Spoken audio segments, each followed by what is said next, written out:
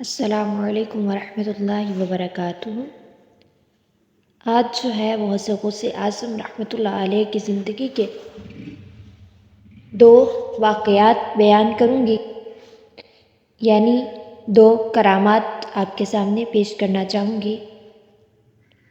حضرت سیدنا ابو العباس احمد بن محمد بیان فرماتے ہیں، ایک مرتبہ حضرت سیدنا غوث اعظم علیہ رحمۃ اللہ علیہ جامعہ مسجد منصوری تشریف لے کے جب واپس آئے تو چادر مبارک اتاری اور ایک بچھو کو نکالا اور فرمایا موتی باذن اللہ، یعنی اللہ کے حکم سے مر جا۔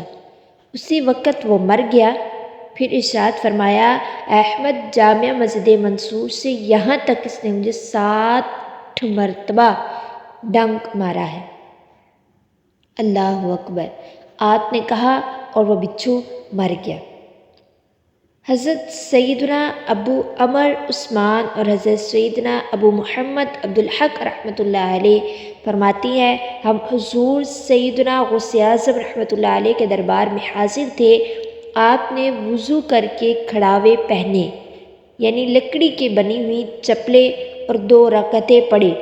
بعد سلام ایک زوردار نعرہ لگایا اور ایک کھڑاؤں ہوا میں پھینکی، پھر دوسرا مارا اور دوسری کھڑاؤں پھینکی۔ دونوں چپلیں آنن فانن ہماری نگاہوں سے غائب ہو گئی۔ پھر تشریف فرما ہوئے۔ ہیبت کے سبب کسی کو پوچھنے کی جرأت نہ ہوئی۔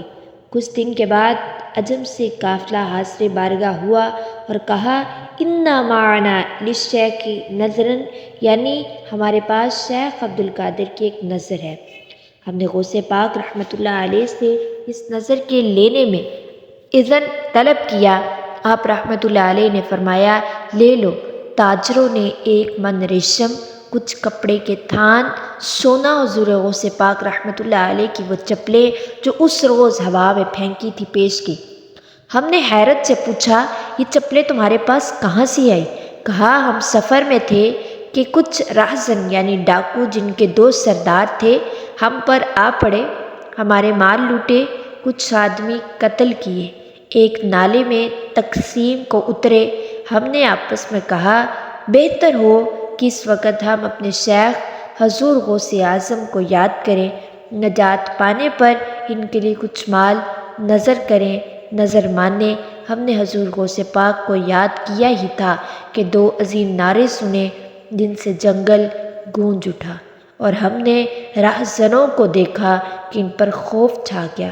ہم سمجھے ان پر کوئی اور ڈاکو آ پڑے اور وہ آ کر ہم سے بولے آؤ اپنا مال لے لو، اور دیکھو ہم پر کیا مصیبت آ پڑی۔ وہ ہمیں اپنے دونوں سرداروں کے پاس لے گئے۔ ہم نے دیکھا وہ مرے پڑے ہیں، ہر ایک کے پاس ایک چپل پانی سے بھیگی رکھی ہے۔ پھر ڈاکوؤں نے ہمارا سارا مال لٹا دیا۔ قسم ہے کہ مشکل کو مشکل نہ پایا۔ کہا ہم نے جس وقت یا غوث اعظم یا غوث اعظم، اللہ رب العزت سے دعا ہے کہ اللہ تبارک و تعالی ہمیں اپنی اور اپنے حبیب کی سچی پکی محبت عطا فرمائے اور ہمارے دلوں میں اپنے پیارے بندوں کی محبت عطا فرمائے، ان کا دن منانے کی توفیق عطا فرمائے۔